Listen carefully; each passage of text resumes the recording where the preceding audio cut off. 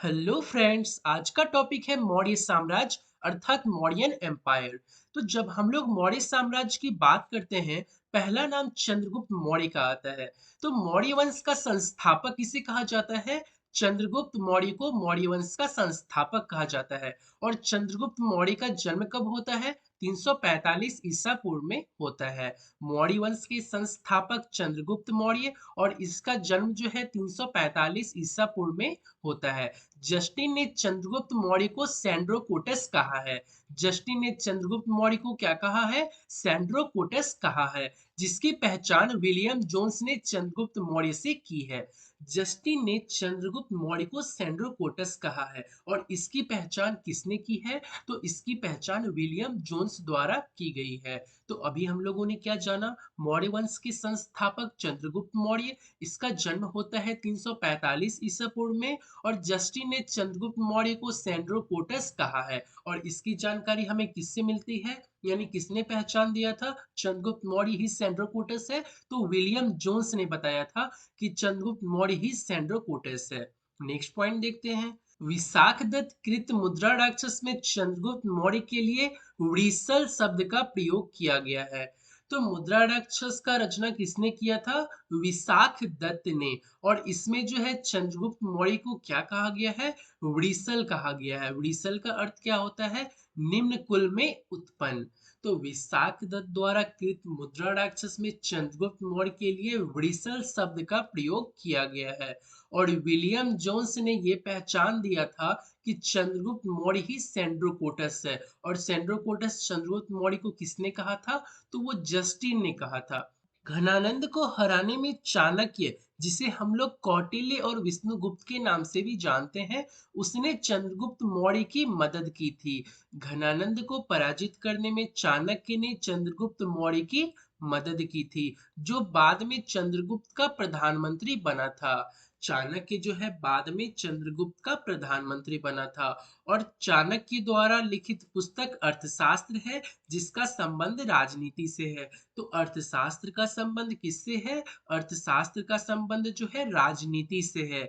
बाद में कौन चंद्रगुप्त का प्रधानमंत्री बन गया था? तो चाणक्य बन गया था, जिसे हम लोग कौटिल्य तथा विष्णुगुप्त के नाम से भी जानते हैं। धनानंद को हराने में चाणक्य ने मदद की थी चंद्रगुप्त मौर्य की। नोट में दिया गया है, कौटिल्य ने अर्थशास्त्र में राज्य की प्रकृति का वर्णन किया है। हम लोगों ने अभी देखा, अर्थशास्त्र जो कौटिल्य के द्वारा रचित है, इसका संबंध राजनीति से है। और कौटिल्य ने अर्थशास्त्र में राज्य की प्रकृति का वर्णन किया है। उसने राज्य के 7 अंग बताए हैं। सप्तांग थ्योरी किसके द्वारा दिया गया है? तो कौटिल्य यानी कि विष्णुगुप्त अर्थात चाणक्य के द्वारा दिया गया है। 7 अंग बताए हैं राज्य के। तो सप्तांग थ्योरी किसके द्वारा दिया गया है?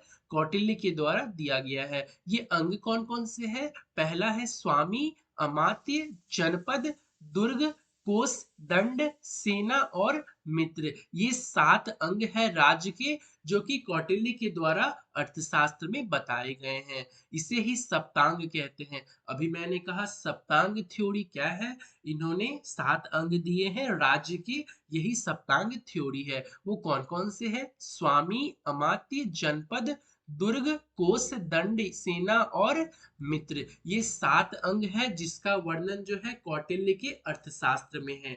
आगे देखते हैं। देखिए, चंद्रगुप्त मगध की राजगद्दी पर 322 ईसा पूर्व में बैठा था। और चंद्रगुप्त किस धर्म का अनुयायी था? तो चंद्रगुप्त जैन धर्म का अनुयायी था। चंद्रगुप्त मगध की राजगद्दी पर कब बैठा था? 322 ईस्वी में ये मगध के राजगद्दी पे बैठा था। और चंद्रगुप्त मौर्य जो है किस धर्म का अनुयायी था? तो ये जैन धर्म का अनुयायी था। चंद्रगुप्त ने अपना अंतिम समय कर्नाटक के श्रवणबेलगोला नामक स्थान पर बिताया था। चंद्रगुप्त मौर्य ने अपना अंतिम समय कहाँ पर बिताया था? कहाँ पर स्पेंड किया था? तो कर्नाटक के श्रवणबेलगोला में ये बिताया था अपना अंतिम समय। नेक्स्ट पॉइंट है, चंद्रगुप्त ने 305 ईसा पूर्व में सेलुकस निकेटर को हराया था, जो किसका सेनापति था? सिकंदर का सेनापति था। चंद्रगुप्त ने 305 ईसा पूर्व में सेलुकस निकेटर को हराया था। चंद्रगुप्त ने अपना अंतिम समय कर्नाटक के श्रवणबेलगोला नामक स्थान में बिताया था। और चंद्रगुप्त ने ही 305 ईसा पूर्व में सेल्यूकस निकेटर को हराया था। गद्दी पे बैठता है यह 322 ईसा पूर्व में और 305 ईसा पूर्व में सेल्यूकस निकेटर को हरा देता है। सेल्यूकस निकेटर ने अपनी पुत्री कार्नेलिया की शादी चंद्रगुप्त मौर्य के साथ कर दी और युद्ध की संधि शर्तों के अनुसार 4 प्रांत जो कि काबुल, कांधार, हेरात और मकरान चंद्रगुप्त को दे दिए थे। यानी कि युद्ध में ये शर्त लगी थी कि अगर चंद्रगुप्त मौर्य जीत लेगा सेल्यूकस निकेटर को तो वो 4 प्रांत चंद्रगुप्त मौर्य को भेंट करेगा। कौन कौन सा? काबुल, कंधार, हेरात और मकरान। तो ठीक उसी तरह हुआ। पहले सेल्यूकस निकेटर ने अपनी पुत्री कॉर्नेलिया की शादी चंद्रगुप्त मौर्य के साथ कर दी और युद्ध की संधि शर्तों के अनुसार वो 4 प्रांत जो है चंद्रगुप्त को दे दिए थे। कौन कौन से 4 प्रांत थे? काबुल, कंधार, हेरात और मकरान। सेल्यूकस निकेटर ने अपनी पुत्री कॉर्नेलिया की शादी किससे करवा दिया था? चंद्रगुप्त मौर्य से। चंद्रगुप्त मौर्य का जन्म होता है 345 ईसा पूर्व में। चंद्रगुप्त मगध की राजगद्दी पर 322 ईसा पूर्व में बैठता है और 305 ईसा पूर्व में सेल्यूकस निकेटर को हराकर उसकी पुत्री कॉर्नेलिया से शादी कर लेता है और शर्तों के अनुसार 4 प्रांत को अपने में मिला लेता है। वो कौन कौन से थे? काबुल, कांधार, हेरात और मकरान। चंद्रगुप्त मौर्य ने जैनी गुरु भद्रबाहु से प्रभावित होकर जैन धर्म की दीक्षा ली थी। चंद्रगुप्त मौर्य ने जैन धर्म की दीक्षा किससे ली थी? भद्रबाहु से। ये आप लोगों को याद रखना है।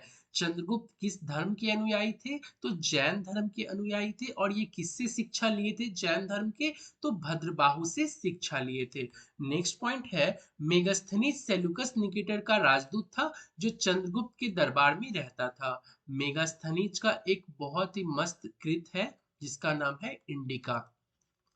बहुत ही फेमस रचना है जिसका नाम है इंडिका, जो कि मेगास्थनीज द्वारा लिखा गया है।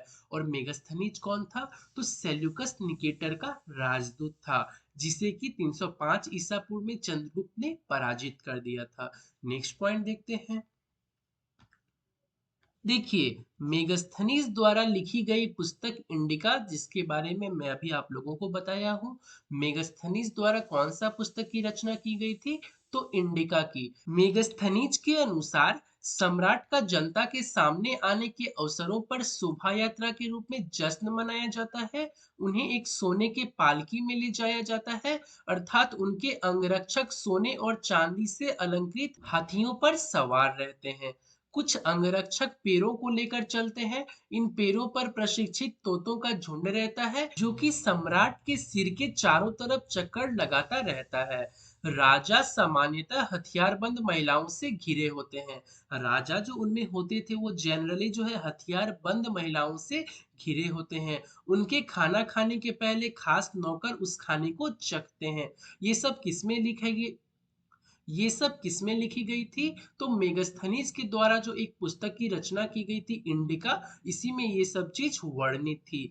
इंडिका के अनुसार वे लगातार 2 रात एक ही कमरे में नहीं सोते थे। अर्थात चंद्रगुप्त मौर्य के समय में जो वहां पे जो भी घटनाएं हो रही थी पाटलिपुत्रा में, इसी चीज का वर्णित मिलता है इंडिका में। तो पाटलिपुत्रा के बारे में इसीलिए यहाँ पे हाईलाइट किया गया है। पाटलिपुत्रा एक विशाल प्राचीर से घिरा है जिसमें 570 बुर्ज और 64 द्वार है। 2 और 3 मंजिल वाले घर लकड़ी और कच्ची ईंटों से बने हैं।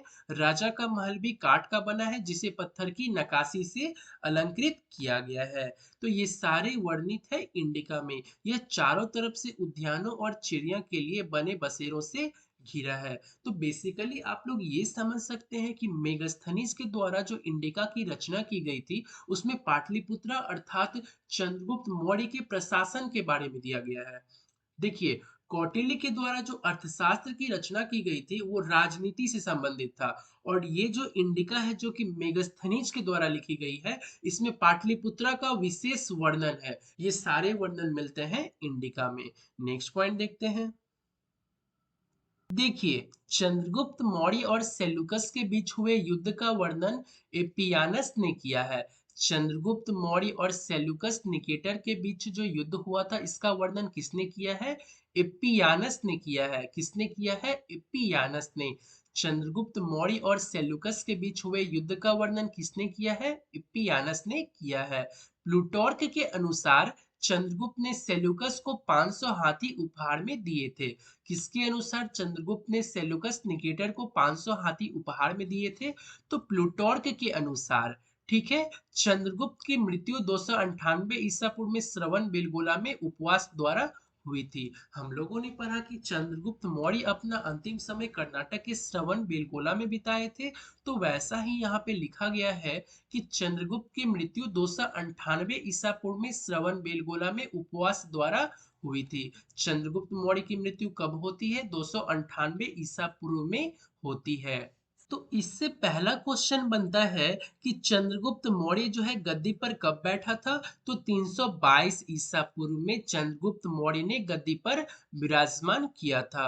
और ऐसा क्वेश्चन पूछा जा सकता है कि चंद्रगुप्त मौर्य और सेल्यूकस निकेटर के बीच युद्ध कब हुआ था? तो 305 ईसा पूर्व में युद्ध हुआ था, जिसमें कि चंद्रगुप्त मौर्य ने सेल्यूकस निकेटर को पराजित कर दिया था। जिसमें कि शर्त के अनुसार चंद्रगुप्त मौर्य को 4 प्रांत सेल्यूकस निकेटर द्वारा भेंट में दिए गए थे। तो वो कौन कौन से 4 प्रांत थे? तो हेरात, मकरान, काबुल और कंधार। ये 4 प्रांत थे जो कि चंद्रगुप्त मौर्य को भेंट दिया गया था सेल्यूकस निकेटर के द्वारा। नेक्स्ट पॉइंट देखते हैं। अब स्टार्ट होता है बिंदुसार के बारे में। अभी हम लोगों ने चंद्रगुप्त मौर्य को पढ़ लिया है, अब हम लोग पढ़ने वाले हैं बिंदुसार के बारे में। चंद्रगुप्त मौर्य का उत्तराधिकारी कौन था? बिंदुसार था, जो 298 ईसा पूर्व में मगध की राजगद्दी पर बैठा था। तो बिंदुसार, देखिए बिंबिसार या नहीं समझिएगा, ये है बिंदुसार। बिंदुसार किसका उत्तराधिकारी था? चंद्रगुप्त मौर्य का उत्तराधिकारी था। और यह गद्दी पर कब विराजमान हुआ था? 298 ईसा पूर्व में यह गद्दी पर बैठा था। और चंद्रगुप्त मौर्य 322 ईसा पूर्व में गद्दी पर बैठा था। इसे अमित्रघात के नाम से जाना जाता है। बिंदुसार को और किस नाम से जाना जाता है? तो इसे अमित्रघात के नाम से जाना जाता है। अमित्रघात का अर्थ क्या होता है? शत्रु विनाशक। जो कि शत्रु को देखना नहीं चाहता है उसे शत्रु विनाशक कहते हैं। तो बिंदुसार का अन्य नाम है अमित्रघात। और वह गद्दी पर कब बैठता है? 298 ईसा पूर्व में। बिंदुसार आजीवक संप्रदाय का अनुयायी था। तो डायरेक्टली ये क्वेश्चन पूछा जा सकता है कि बिंदुसार किस धर्म का अनुयायी था या फिर किस संप्रदाय का अनुयायी था? तो बिंदुसार आजीवक संप्रदाय का अनुयायी था। नोट में दिया गया है, आजीवक संप्रदाय की स्थापना किसने किया था? तो मखली पुत्र गोसाल ने किया था। यह आप लोगों के लिए बहुत ही इंपॉर्टेंट क्वेश्चन है कि आजीवक संप्रदाय की स्थापना किसने की थी? तो मखली पुत्र गोसाल ने की थी।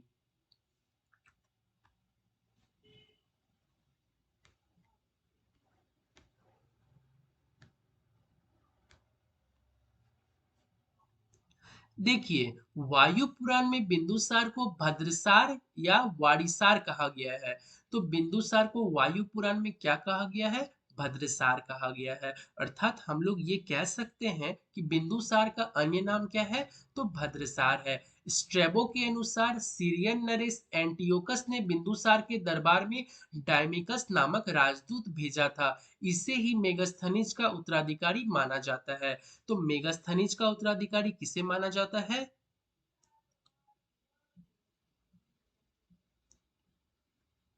डायमिकस नामक राजदूत को। मेगास्थनीज का उत्तराधिकारी किसे माना जाता है? तो डायमिकस को। और किसके अनुसार सीरियन नरेश एंटियोकस ने बिंदुसार के दरबार में और किसके अनुसार सीरियन नरेश एंटियोकस ने बिंदुसार के दरबार में डायमिकस नामक राजदूत भेजा था? तो स्ट्रेबो के अनुसार। ठीक है। हम लोग बिंदुसार के बारे में एक बार रिवीजन कर लेते हैं। चंद्रगुप्त मौर्य का उत्तराधिकारी बिंदुसार। चंद्रगुप्त मौर्य 322 में गद्दी पर बैठता है और बिंदुसार 298 में गद्दी पर बैठता है। बिंदुसार को अन्य नाम अमित्रघात से जाना जाता है, जिसका अर्थ है शत्रु विनाशक। और वह किस संप्रदाय का अनुयायी था? तो बिंदुसार आजीवक संप्रदाय का अनुयायी था। और आजीवक संप्रदाय की स्थापना किसने की थी? तो मखली पुत्र गोसाल ने आजीवक संप्रदाय की स्थापना की थी। मखली पुत्र गोसाल ने। और वायु पुराण में बिंदुसार को क्या कहा गया है? तो वायु पुराण में बिंदुसार को भद्रसार कहा गया है, जिसे हम लोग वाड़ीसार भी कहते हैं। और किसके अनुसार सीरियन नरेश एंटियोकस ने बिंदुसार के दरबार में डायमिकस नामक राजदूत भेजा था? तो स्ट्रेबो के अनुसार। और डायमेकस जो है किसका उत्तराधिकारी माने जाते हैं? तो मेगास्थनीज का। अब मेगास्थनीज द्वारा कृत रचना क्या है? इंडिका। इंडिका में किस चीज का वर्णन है? पाटलिपुत्रा की इंडिका में किस चीज का वर्णन है? तो पाटलिपुत्रा का वर्णन है। यानी कि चंद्रगुप्त मौर्य के समय जो पाटलिपुत्रा में जो भी घटनाएं घटित थी वो सारे इंडिका में वर्णित है। जैन ग्रंथों के